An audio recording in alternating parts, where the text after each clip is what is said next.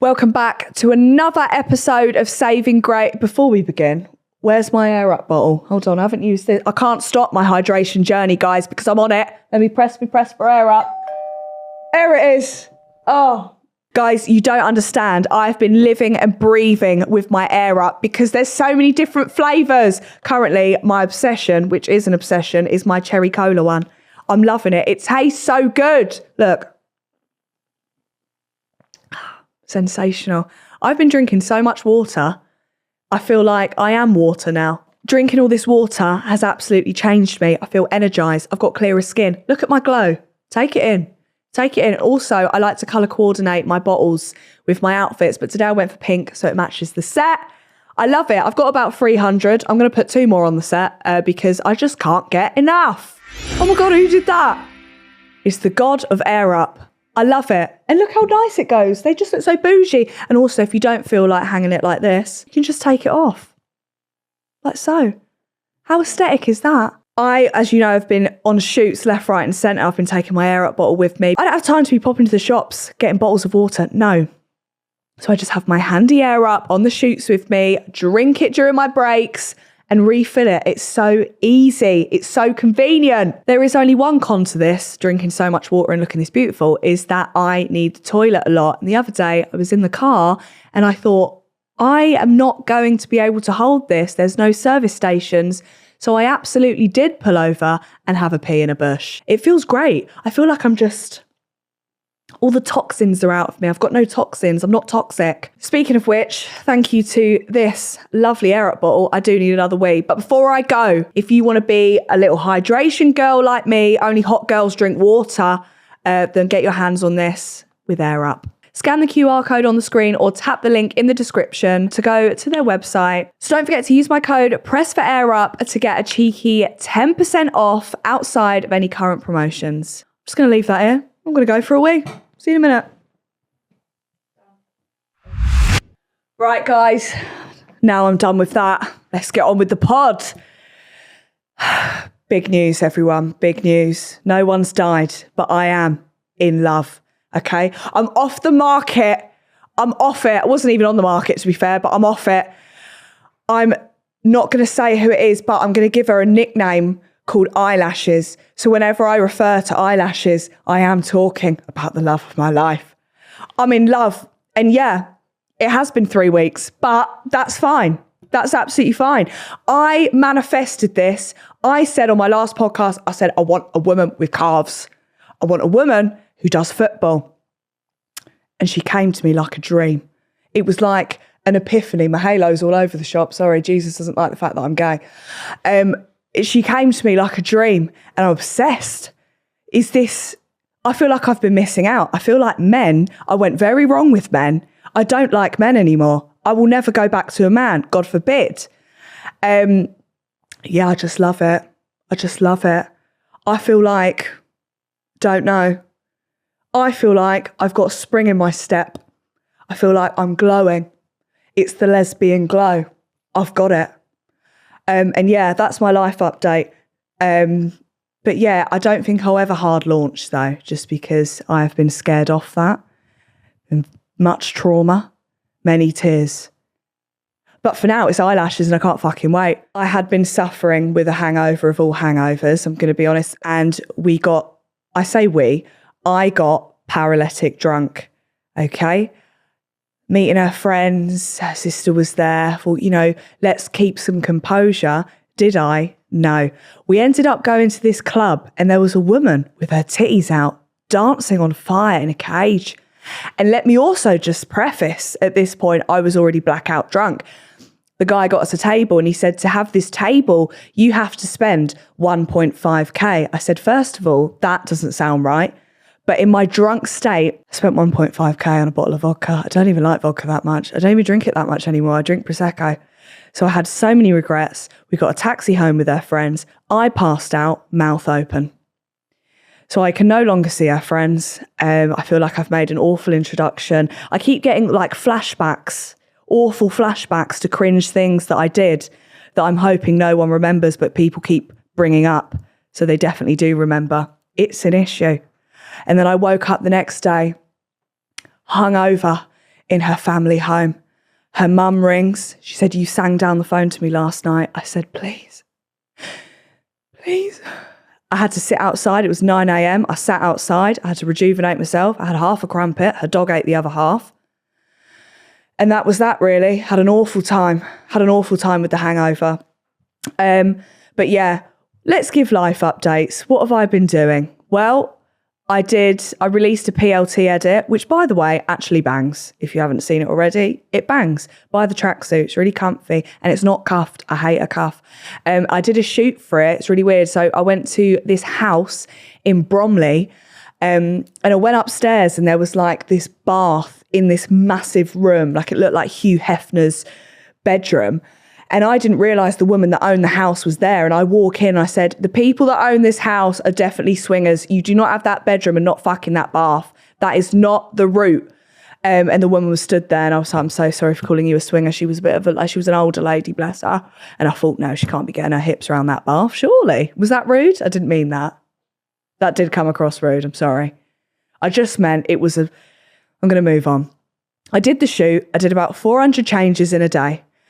And then after that shoot, I went to the PLT birthday party in London. If you know about a PLT party, you know every fucker's there. To my left, Married at First Sight. To my right, a Love Islander. To my up, we've got Messy Mitch. I don't know. There's just so many people there that I'm just like, oh my God. And it is rammed in there. It is rammed. I get stuck talking to different people and I'm getting drunker and drunker and I'm just saying more shit that I shouldn't be saying. I saw Chris Taylor. He said, hello, I'm Chris. I said, no, I know who you are. I watched All Stars. And he definitely didn't know who I was because he went, yeah, I've seen your stuff. And I thought, you don't have to lie. It's completely fine. You don't have to lie. Did I see anyone else interesting? No, I did get started on there though. I won't go into that, but someone very aggressively came up to me and cornered me. And I thought, oh my God, this is the end. I'm going to have a scrap at the PLT party. This is absolute hell. But no, I made it out alive. I left with Izzy, of course. Izzy's one person, right, that I can look at in any situation, whether I've been there 5 minutes or an hour and say, shall we go home? And she will, without thinking, say yes. Let's go home and let's stop at McDonald's on the way. And it's an absolute dream. Let me just hydrate myself. I've been yapping. I've been in love. Gorgeous. First of all, let me tell you about my week last week. What a fucking week. So if you don't follow me, I've been getting up at the arse crack of dawn every morning, 5 a.m. for shoots. The other week, I was up at 5 a.m. 4 days in a row. I flew to Scotland for 2 hours and it was pissing it down with rain. They gave me free shortbreads and I said, this isn't cutting it. I'm fucking freezing. Then I got pissed as a fart on the way home because I thought there's no other way that I can do this. And then I had to stay in a hotel to film with PLT, which should be coming out soon. I'm in a taxi and I put it on my story, not thinking that you all are sick fucks. And everyone was saying that I did fake taxi. And I just want you to know, if the offer did come, I would do it. Love fake taxi. I think it's all a bit of fun. The guy's, he's a proper London guy.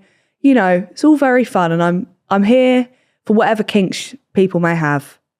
Although I did get a black cab here. And I was thinking on the way here, this man has no idea that I'm rumoured to have done fake taxi. He better watch himself. Could have got my tits out. I wouldn't have because I'm wifed. Come on.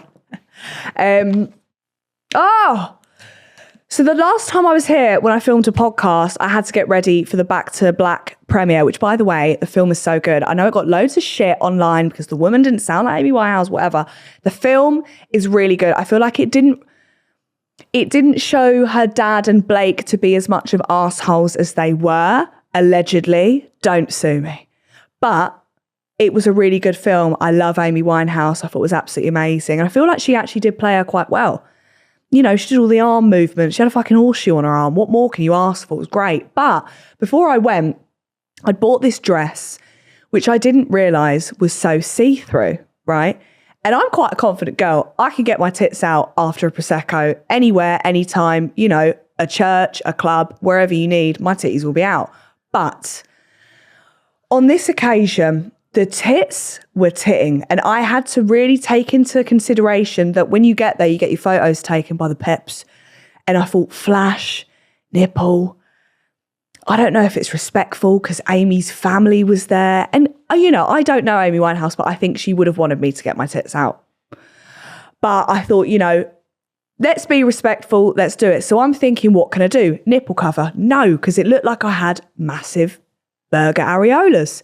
Not that there's anything wrong with that, but, the rumours start. So I thought, right, I had to sit and cut up a bra and duct tape it to my tits. And I don't really like the way it looked. I think I should have gone braless because it just kind of looks like, I don't know what it looks like, but it wasn't the vision that I was going for. And it was falling down. I had lopsided tits. It was, don't go on Getty Images, all right? Because they're the unedited version. If you go on my Instagram, that's a Hollywood 4, a face tan 1, a small nose, and a cinched in waist. And that's how I want you to see me. Not on Getty Images, all raw and horrible. I can't do that. But yeah, I went to that premiere. It was sensational. It was great. 10 out of 10 would recommend. If you haven't watched it already, go and watch it. It wasn't an ad. It kind of sounded a bit addy, but it wasn't an ad. Oh, guys, I've got a show coming out with Nella Rose. I actually filmed this on my 2 only days off from my tour. So I went in fucked. I was absolutely obliterated. So I went in, got my glam done, and there was a little chihuahua on the set, and it was meant to be my chihuahua. I called it Biggie Smalls because it was small. Do you see what I mean? It's a little fun pun. And yeah, it's basically a bitch dragon's den. Like, people come and pitch their crazy mental businesses to us, and we decide whether we're gonna pitch it. So we share it on our social medias and give them a boost, right? It was so fun. We also had some guest judges with us. We had Shits and Gigs. We had Tony Bello. I watched him on I'm a Celeb last year. So when he walked in, I was like, Tony. I acted like we were mates, and I kept saying the most vile, because my humour, I'm very vulgar. I was saying some vile shit. I said once, this is what really made us become friends here, is there was a rug cleaner, and I said, how big and fluffy rug-wise can you clean? And he was like, all the really fluffy ones we can't clean. I looked at Tony, I said, I guess I'm out then. And he looked at me with such pure disgust that I thought, fair enough, I've overstepped the line here. Hairy muff was not a conversation with Tony. But just to confirm, it is like a dolphin down there. It's not hairy. It's not the 80s, but if yours is, that's fine. I've gone off track. I've got a new show. I think it's called Boss Pitches. I'm unsure. There was a lot of changes with the names. I've also decided I think I need to give up vapes. Sorry, I'll just put the silence there for you to digest what I just said. I think I need to give up the vapes, right? I'm chuffing about 3 vapes a day. I'm talking crystal bars. We're not talking Lost Marys. I'm talking crystals, right? The hard hitters. It's like, if you smoke fags, we're not talking a Benson's and Hedges nice little minty one. We're talking Marlboro Golds. And I think I don't want to be that woman who's on a ventilator. I don't want to be that woman. Do you know what I mean? So I think after today, when this vape runs out, I'm going to try and give up. I've said it. No more lemon and lime. And I've seen recently people have been using toothpicks, which, first of all, what the fuck, is nowhere close to a vape, but flavoured. Look, even me breathing in, can you hear the wheeze? I'll do it to you again. Hold on. Did you hear that? Oh, I've got emphyseme. But I'm going to try some flavoured toothpicks, and I'm just going to go like that, and I can live my long, natural, healthy life. Because as well, Eyelashes doesn't smoke or anything like that, so I feel like a nitty, being like, where's my vape? When I lose it in the bed, I'm tearing the fucking house up. And she's like, what the fuck are you doing for a vape? And I'm like, yeah, you don't understand. So, yeah, that's my update on my life. I'm going to give up vaping. I'm going to be fucking don't know what. I'm just going to be a skinny legend and hope for the best. Guys, this one I'm going to need some sad music, maybe an opera, a light opera in the background. I went home this weekend. I haven't been home in a month, right? And I thought, look, I've got to go home because my cat's 80. He may die at any point. So, I don't want my last memory of me to be a month ago. So I went to go see him. I get in my house, I'm laying on the sofa and my cat's got this blanket, right? It's like this horrendous bright orange thing, but he loves it, so we can't get rid of it, right? And he sits on it like a king. So I'm wrapped up. I don't care if it's disgusting. I'm wrapped up in this blanket because it's cold. My parents refused to put the heating on because we're in a living crisis. It's hell. So I'm sat there, laid there. Monty's on me. I'm stroking him, telling him how much I love him, telling him, please don't die. Please don't die. I don't have the mental health for that yet. So anyway, he then just jumps off. And I'm like, rude, but fair. He's got shit to do. You know, he's 18. He hasn't got long left. Like whatever he needs to do, he needs to do. So he gets off and I'm still a bit cold. So I go and pull the blanket. And when I say I pull the blanket up, I'm talking to my mouth. To my mouth. I then do a little... Why do I smell shit? Pure shit particles are running up my nose. Hello? Like I'm taken aback. I jump off the sofa. I'm screaming at this point. I'm gagging. My mum's like, what? I'm like, smell that fucking blanket now. Smell the blanket. I'm making everyone in the house smell the blanket. There is an ood of shit. My cat has wiped his ass on the blanket. I've digested his shit and it was on my mouth. It was on my mouth and I was wearing fucking Vaseline, so it's stuck to my mouth. I have shit on me. I go upstairs, I wipe my mouth, I'm effing and blinding this fucking cat. I come downstairs and I look at it and I think, you are a prick. I had a go at it and I never usually have a go at Monty. If he's sick, if he brings in a live rabbit with one leg, I'm not fussed. I just let my parents deal with it. But this one was where it drew the line. Shit for me, and you know me and shit don't mix. I'll barely do anal. I will not fuck about with any of those things. I'm not a pegger. I'm not anything like that. Arseholes are meant to be kept as arseholes. I've gone off on one. What was my point? My point is, it really upset me. Anything to do with shit is where I draw the line. You know, sometimes you think about these girls in Dubai getting their chest shat on, and I just think, no, Tesco pay just as well. Tesco, actually, back in the day, when everyone wanted to work at Tesco, because theirs was like 10 quid an hour. It was obscene and absurd. So yeah. If you've ever been shat on, by the way, send in. I'd love to know your experience, because I know people mess about with golden showers and stuff, but I don't know. I think a golden shower, I could stretch myself to possibly piss on someone if I drank 3 gallons of water, because then it's basically just water. Do you know what I mean? I've just hydrated them. Why have I just said that? But I'm not looking to do that anytime soon. If Eyelashes is watching, I will not be pissing on you. So I also just did a series with EE. It was the EE Power Up program in partnership with Giant X. I've said that so many times I could say it in my sleep, but it's actually a really cute concept. So listen, I'm not a gamer. I fucked about with a bit of Mario Kart. I've done Disney Dreamlight Valley. That was my kink for a while. You couldn't even speak to me. I was just like, I need to save the princesses. But I'm not a gamer, right? So it's basically a scheme or program to help women gamers in the industry, because women gamers get treated like shit. They all get like sexualized and like people are really mean to them because they're women. Because obviously, you know, a lot of the time it's young boys who are fucking weird and, you know, their humour's like, they like poo jokes. Do you know what I mean? Like their humour's bottom barrel. So they're just rude little boys and they're really rude to them. And the girls don't get given as much of a chance as they should be given, or, you know, they just can't play their games. Let the women play. So anyway, we get there and it's all about, you know, there's six or seven girls.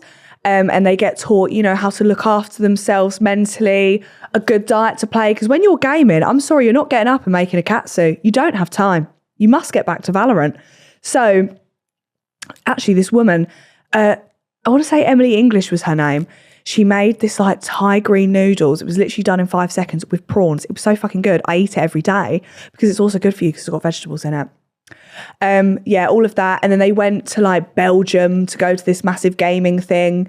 And they got to meet like people that they really look up to. It was just really sweet. And so I filmed that for 3 days. And it was so lovely. All the girls were really nice as well. Like I made friends with them. They were all really sweet. And they were all like such different girls. But they all bonded because they all loved this game, Valorant. I had a go at the game. I was shit, right? I had acrylics on. I couldn't press the space bar to shoot.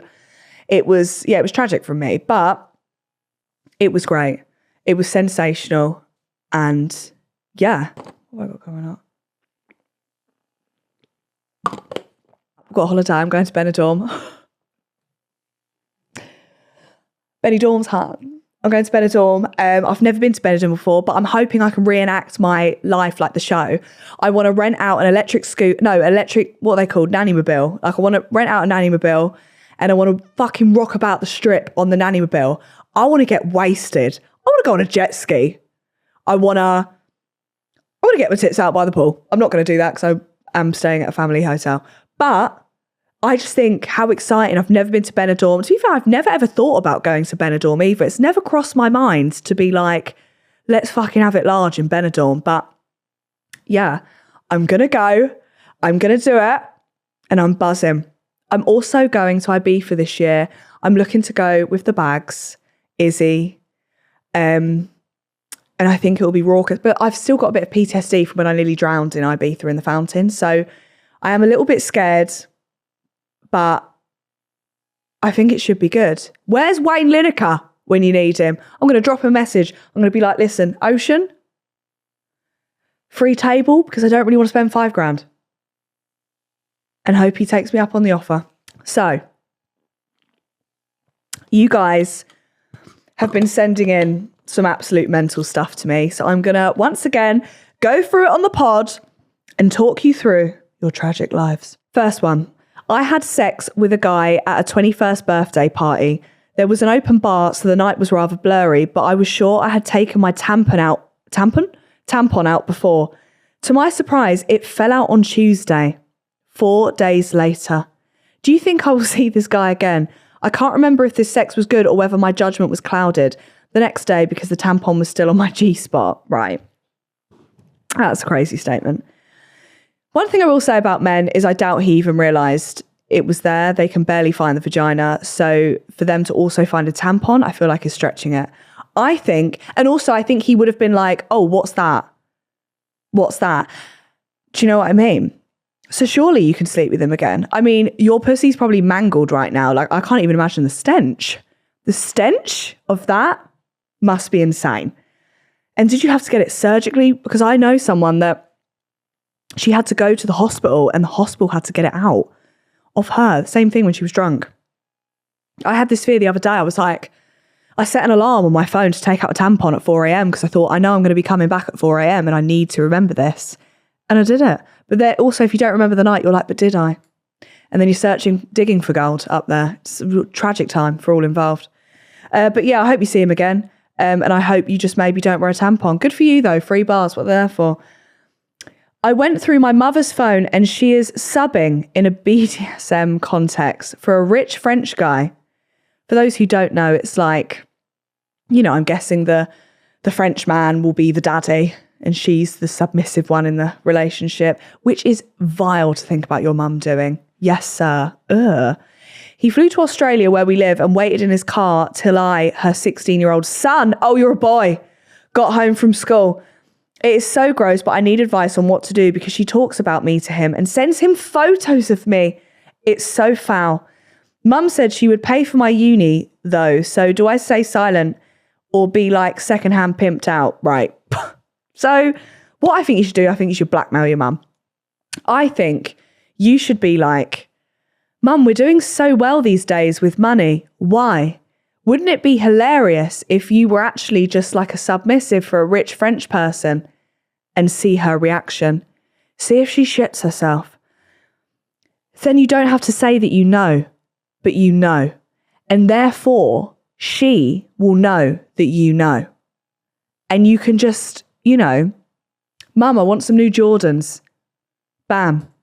She sent a titty pic to French man and you've got some new Jordans. I think this is a win-win. And if anything, respect your mum. Because not enough older women take advantage of old men. That's what they're there for. What are men here for? For us to take advantage of them. Don't love them. take advantage of them. Nasty little creatures. Right. I'm a gay man, gay rights, and I've been shagging this straight boy for 3 years, and he's now ended things as he's found a girl.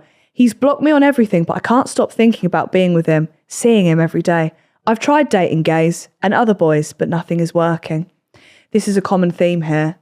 One of my best friends will only fuck straight men, specifically straight drug dealers.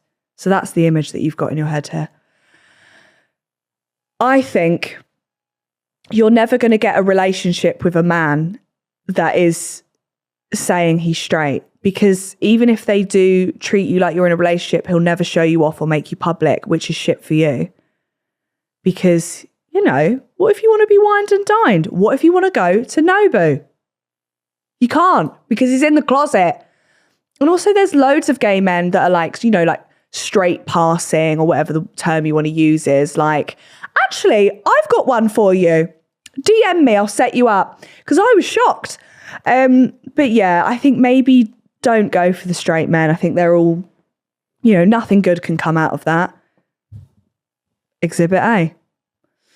I keep having, right. My parents keep asking me if I'm a virgin and say when I lose it to come and tell them. However, what they don't know is I slept with the family friend's son a while ago. He's the same age as me and he sneaks into my house regularly. I don't know how to tell them. Please help. Okay. It's just a bit weird that your parents want to know you've shagged. Do you know what I mean? I would never dream. I mean, I'm not going to lie, it was pretty obvious when I'd lost my virginity, but why do they want to know? Maybe they want to get you a cake. Do it for the cake. I think you should walk into that room, point at your pussy and say, this pussy has been slayed. I am no longer a virgin. Mary who? I am a top shagger. I'm the village bike. You wanted to know, so I've told you. And see their reaction to that. And maybe the guy doesn't have to sneak around anymore. Is it weird that you're fucking him? Maybe. Because it's kind of like, family friends are kind of like family. But do you know what? It's legal in some countries. So, you know, if it's legal there, it's legal here, in my eyes. That sounded weird. Question. I was having this debate the other day. Have I said this on the pod before? We'll see. So, your third cousin, twice removed. He's back though, right? Your third cousin. You've never met him before. You didn't know it's your cousin, blah, blah. You're on a night out. You're on a night out. And this fucking god comes up to you, chiseled like a fucking, it's giving Zeus. Jesus, or whatever his name is. Jesus? Zeus. Whoever the musty man is in Greece. Him, he comes up to you. This is the best looking man you've ever seen in your life. Blah, blah, you're chatting. You find out that he is your third cousin. Do you still fuck him? Because I've heard a lot of differing opinions. Some people would, some people wouldn't. And, you know, if they're never at your family barbecues, you probably never see them again, would you? Arguably, you may see them at a funeral. But I think, you know, if it's a funeral, the last thing you're thinking about is, I fucked my cousin. Well, maybe you are. Depends how close with a relative you were at the funeral. I think about a lot of things at funerals. 11/11, make a wish. Cool. So yeah, in answer to that, I don't even remember the question. Yeah, tell him you're not a virgin. I keep having sex dreams about this guy who I've never actually spoken to face to face. We have seen each other in our local pub, but never spoke. These dreams happen at least 3 times a week, and I honestly don't know what to do. I feel like I can't tell him yet, but what else can I do? I've also just started seeing someone who I'm sexually attracted to, but can't seem to get this other guy out of my dreams. Please help. You're giving baby reindeer. You've met in a pub and what? Now you're fucking him in your head. Right. Let's digest this. Sent from iPhone. I think you just need to fuck him. One time from a pum pumier. I think you need to, I don't know why I said that. I think you just need to fuck him once, right? Go into that pub, have a bottle of Prosecco before so you're feeling loose. Go into the Prosecco and say, I want to fuck you. Maybe don't say that. Maybe just say, hey, like, I always see you in here. Like, do you live around here? Blah, blah. Get talking, get him drunk. fuck. And then it will probably be just as disappointing. So then you can get over that. You're seeing this person. They don't have to know. They don't have to know. Have they wifed you off yet? No. So sleep with someone. And I think that will help. But the sex dreams are crazy. Maybe you're a stalker in like, I don't know, are you a jealous person?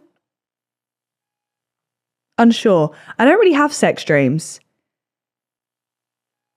Once I had a crazy one about Johnny Depp, and that's what started my obsession with Johnny Depp. I was like, we fucked. And it was magical. I don't remember it, but I remember waking up being like, Johnny. And then I drunk messaged him for 2 months, but that's completely off topic. And he definitely didn't see it. Okay. I'm still in love with my ex. We broke up nearly a year ago. Anytime we bump into each other and no one else is around, it's like we never broke up and the flirting is 10-10.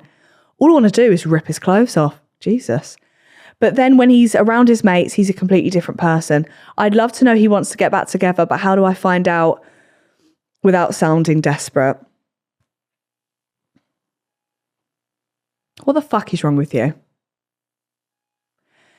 I feel like an ex is an ex for a reason, right? Fuck all the films where they split up and they find each other 20 years later. Fuck that. I would rather be nailed to the cross, set alight, spanked, punched in the face, all my hair pulled out one by one, each eyebrow pulled out one by one, slapped again on the face, Botox put in me, Botox dissolved out of me, and fisted by The Rock, than ever go back to an ex. That is so stupid. And also, if he's different around his mates, he's a cock. Do you know what I mean? Like, that's very mean. That's very muggy. That's like a statement saying you're a prick. I just think, no, don't ever do it. Block him. Go no contact. I'll say this, if Eyelashes ever breaks up with me, I will be begging. But don't ever do that. That's a silly thing to do. And when you think about it, like, there actually is plenty fish in the sea. There's so many fish. There's so many men. You could go lesbian. You could do whatever you want. You could fuck your third cousin twice removed. You can do what you want. You don't need to stay hung up on this man.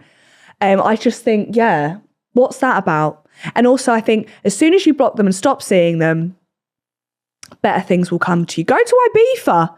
Go to Ibiza. Go to Magaluf. Go to Mallorca. Go to Benidorm. I'll see you in Benidorm. I'll hook you up with someone. I don't know who. The man that owns the shop. I don't know, but I'll hook you up with someone. Plenty more cock in the vagina for you, hopefully. Wish you well. I was just talking about the sea recently because we were saying, what would you like to come back as if you were reincarnated? And obviously I said sloth. Like, what a dream.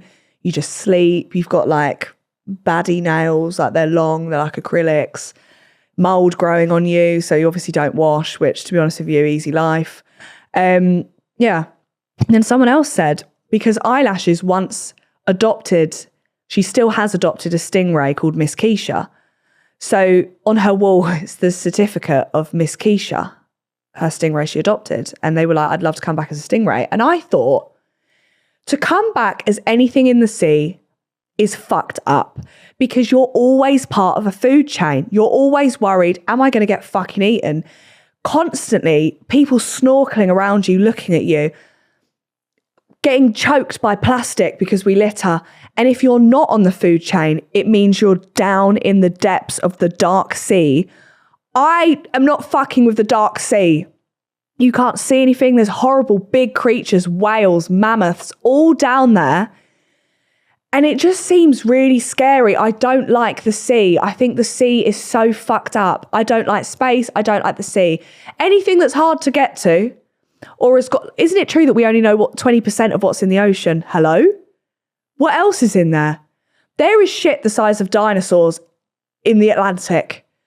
And I don't like that. I like watching Below Deck. I like seeing people on the sea. As soon as it comes to getting in, I don't fuck about. And why are people so chilled out about jellyfish stings? Just piss on me. No, that is horrible. You've got a blob of electricity in the ocean that sparks you out. That's just, I've got anxiety. I need a drink. It's just the thought of it is making me spiral. Even when I last went on a jet ski, I said, if you flip me off, I promise you, You thought Kim K was bad in that ocean. I will start a war. I will swim to the shore in record time. It's giving Vanessa Phelps. Anyway, sorry, I went off on there about this. Oh, I actually don't think I'm that scared of flying anymore.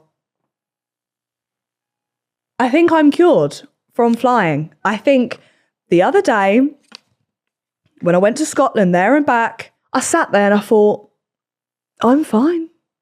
I'm fine. I looked out the window. I looked to my right. I looked at the trolley.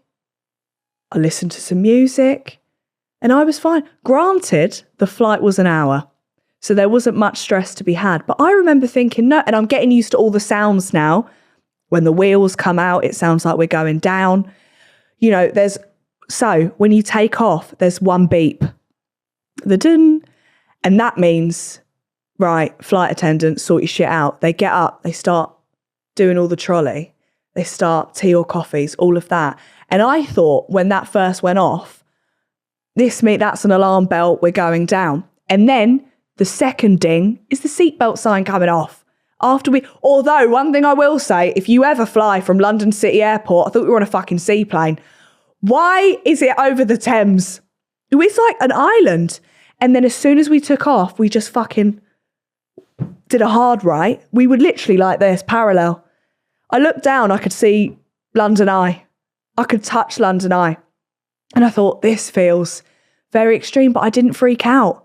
And that is, for me, great. I think, get me to Bahamas, get me on a seaplane, I can do whatever. Get me on a helicopter. Don't get me on a helicopter. But yeah, I think I'm cured. Maybe it's being in love. If I die in love. And I'm fine with that. So yeah, I don't think I've got any other life updates. Right, guys, that's it from me. I think I've chatted enough shit today, and that's completely fine. If you're watching, give it a like and subscribe. If you're brilliant. If you're listening, give it a follow and a 5-star review. Love you, bye.